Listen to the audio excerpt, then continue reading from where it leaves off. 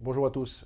Un point sur les marchés financiers et en essayant de comprendre ce qui se passe actuellement. Alors, il y a un point qui est très important, c'est la tension sur les taux longs américains. Le 10 ans américain est passé depuis l'élection de Trump de 1,70% à 2,34%. Il faut bien comprendre que le programme d'investissement de 500 milliards de dollars est difficilement finançable et que les investisseurs vont exiger des rendements supérieurs. Un point intéressant à noter, c'est que dans son discours, Janet Yellen, la patronne de la Fed, la semaine dernière, a exclu toute démission.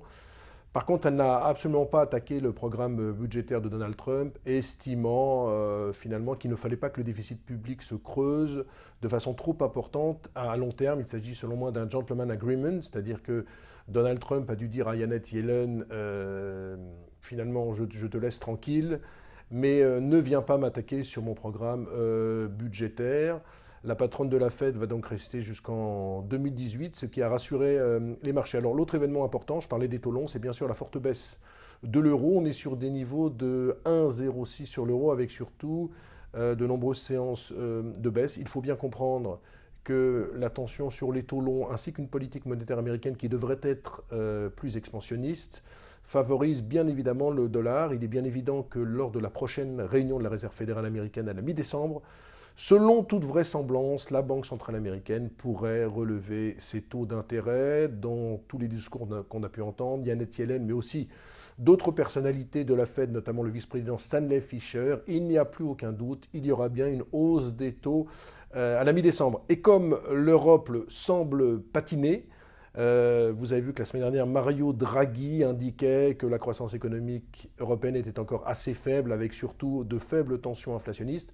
Comme on est dans ce cas de figure, les investisseurs se disent que finalement, il faut mieux acheter du dollar où il y aura plus de rémunération que de l'euro, où finalement il semble que la politique de rachat d'actifs, qui devrait se terminer à la fin mars 2017, puisse continuer encore quelques mois.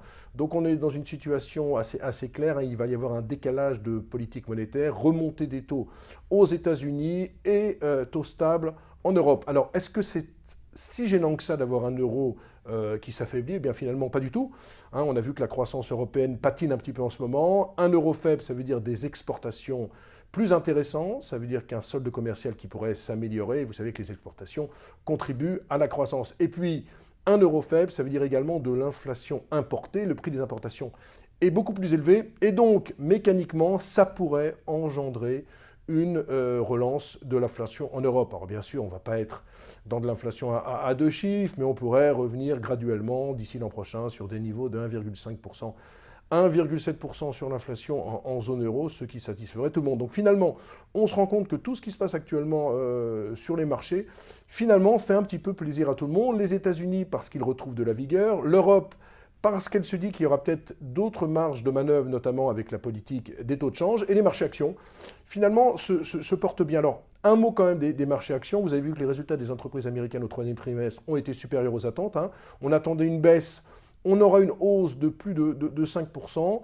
Il va y avoir quand même quelques échéances. Alors, cette semaine risque d'être calme, puisqu'il y a Thanksgiving jeudi, marché américain fermé, et demi-séance vendredi. Maintenant, il y a un référendum italien à haut risque pour Matteo Renzi le 4 décembre prochain. Il pourrait y avoir de la volatilité.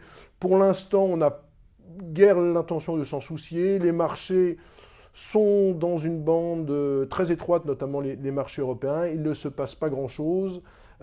Disons simplement qu'il va falloir faire quand même très attention, non seulement à ce référendum italien, voir également le langage de la Fed le 15 décembre lors de sa réunion. Et on peut se dire que finalement, tout n'est pas joué sur les marchés. Pour l'instant, le CAC 40 perd encore 2,5% depuis le début de l'année, la fin de l'année. Tout dépendra donc de tout ce qui concerne les banques centrales et bien sûr le référendum italien. Voilà, très bonne journée à tous.